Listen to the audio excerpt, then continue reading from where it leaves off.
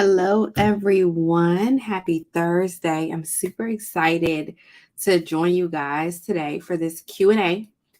And because it is a Q&A, I want to start by saying if you have any questions, go ahead and drop them in the comments. I can see them on my end. So go ahead and drop those comments and drop your questions. Obviously, we're on video number 3 of this live series, all about nonprofit marketing and hyperlocal marketing. And so some questions may have popped up between then and now. So go ahead and ask those. In the meantime, let's go ahead and get started. So this is probably one of the most commonly asked questions that people ask me when I'm out and about meeting with nonprofit executive directors and program managers and coordinators. How do I properly market my nonprofit? And it's a loaded question because my answer is always going to be, well, it depends. And so, what it depends on is really your goals. And this is why your organization must have a strategic plan. It's extremely important. My company also helps nonprofits with strategic plans because of the fact that it's such a big foundational piece to your marketing strategy. If you don't have a strategic plan in place, then we really can't build a strategy around nothing, right? Your strategic plan is going to outlay your goals. It's going to talk about your target audiences and your intended outcomes. And we want to make sure that we're marketing along that same continuum. We don't want to be marketing one way with a strategy that is not aligned. And so, first things first, you got to have a strategic plan. Once you have your strategic plan, it's going to be based on your goals. And your goals are going to be based on your different target audiences. So, when you think about marketing, right, you really want to think about who am I trying to connect with? It's no different than marketing in the corporate space. You cannot market to someone you don't know or understand. And you have to be able to understand those people's needs and motivations and what is important to them and what motivates them and what makes them show up every day.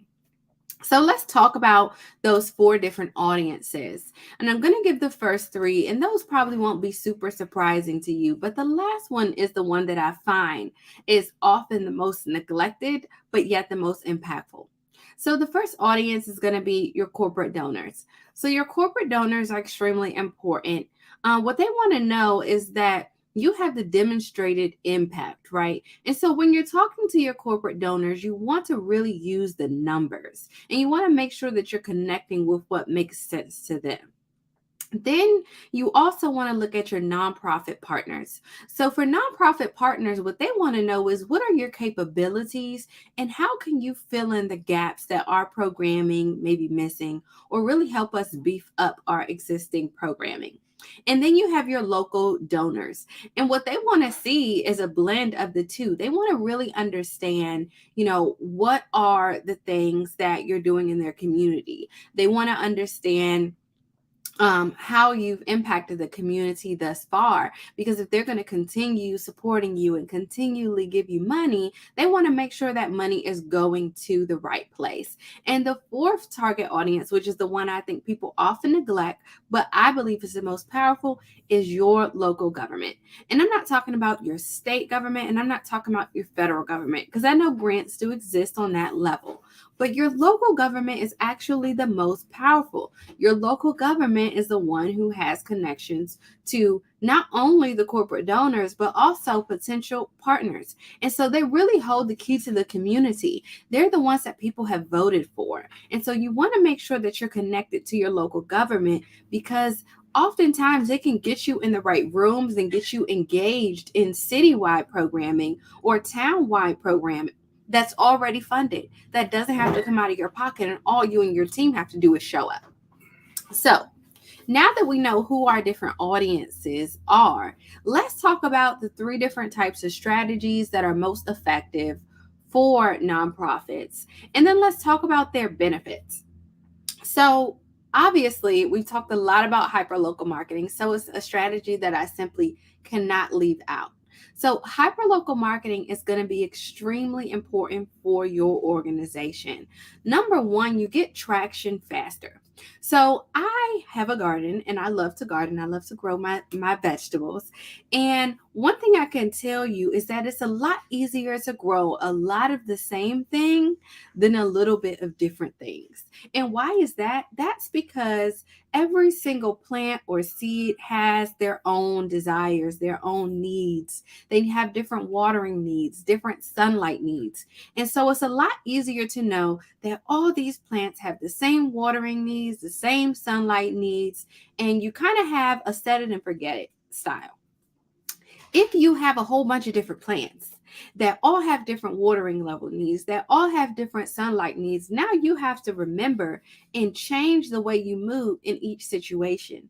And it's no different with hyperlocal marketing. You see, when you understand the overall needs of one community, and then you try to go and apply the same messaging to a different community, that's challenging at times because the needs actually change from community to community. So one of the benefits of hyperlocal marketing is you get traction faster because you're not constantly having to change your messaging to fit different people.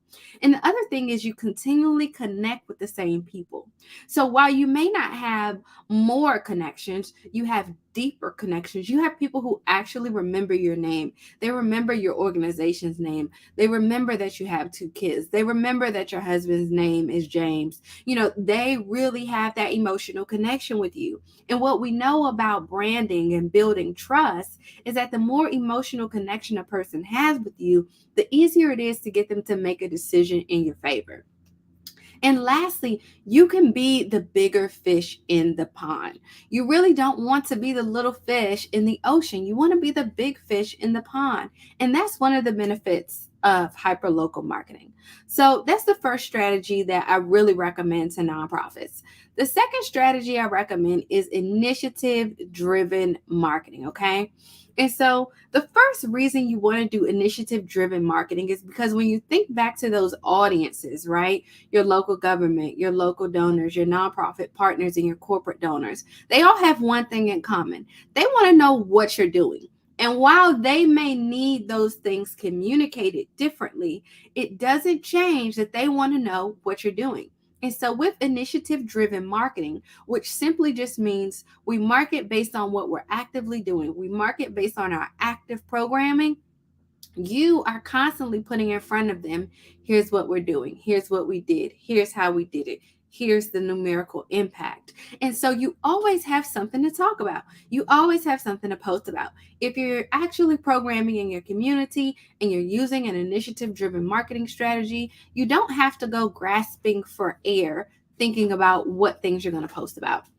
And as a result, your social media strategy, it just builds momentum faster because when you have your strategic plan and you have your program calendar, you know that, hey, in June, this is what we're talking about.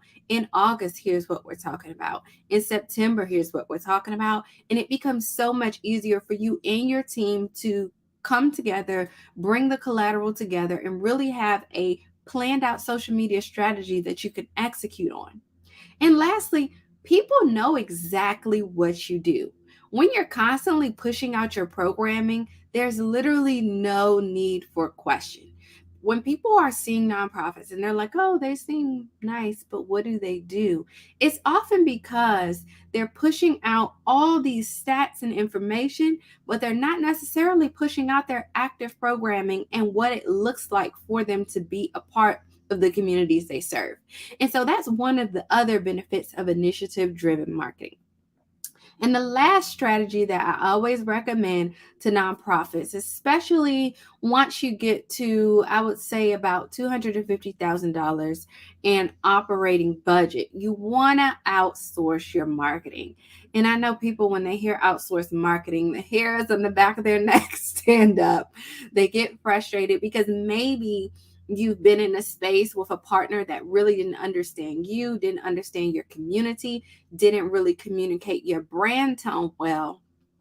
But I want to talk to you about some of the benefits, because sometimes it's a simple shift of moving to a provider that truly understands the community you operate in, or has the wherewithal to do the research to understand that community.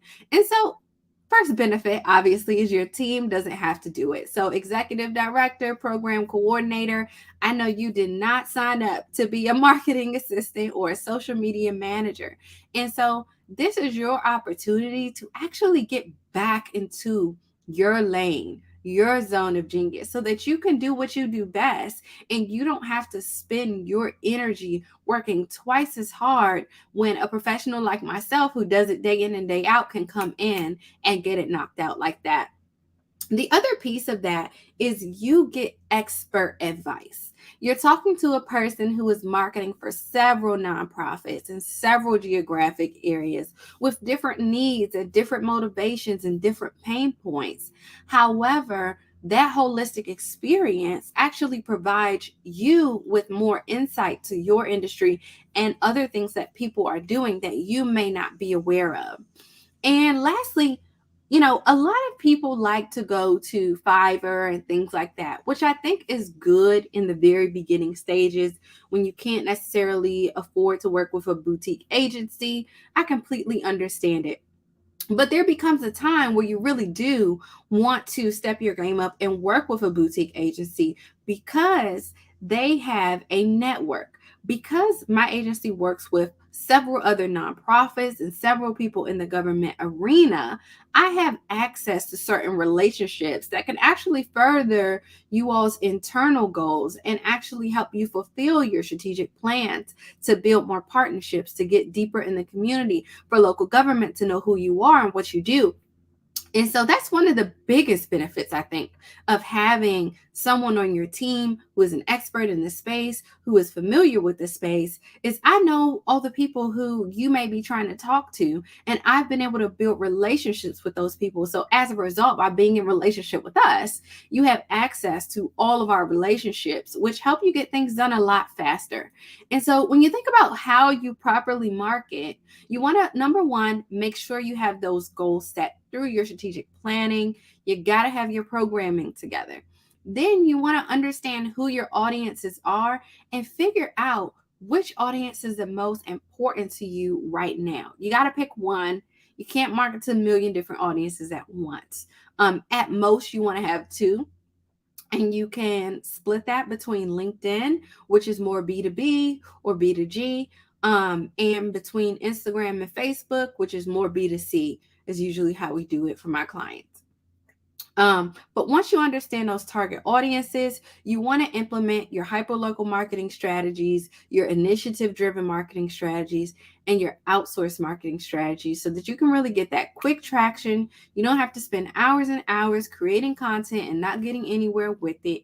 And that's why we're here to help you. But before you get started, if you're still feeling like I'm not sure about this, I have some questions, I want you to go ahead and take our needs assessment. It's free. You get access to it. You don't have to talk to anybody. For my fellow introverts, you don't have to talk to anybody. You can just kind of get the answers. And then from there, if you want, we do provide a complimentary call if you finish your needs assessment and you have some additional questions and you really want to know what is the next step to actually jumpstart my plan to get closer to where I need to be. So that link is below or above, depending on which platform you're watching this on. But that's really going to be your first step to properly marketing your organization and really understanding what your needs are. And you'll get our formula to really see, hey, here's where we're strong, here's where we're weak, here's where we have some opportunities for change. And you can really take that to your executive director or to your team or to your board to really demonstrate to them, hey, here's a needs assessment. Here's how we scored. Here's what I think we should do. And it'll give you leverage to really start those conversations and communications within your organization. So, hey, I hope this was helpful. I don't see any questions in the comments, so that means I must be doing a great job. But if you have questions later, feel free to drop those comments and I will circle back, read them, and respond to you. But have a great rest of your day, and I will talk to you guys next week. Bye-bye.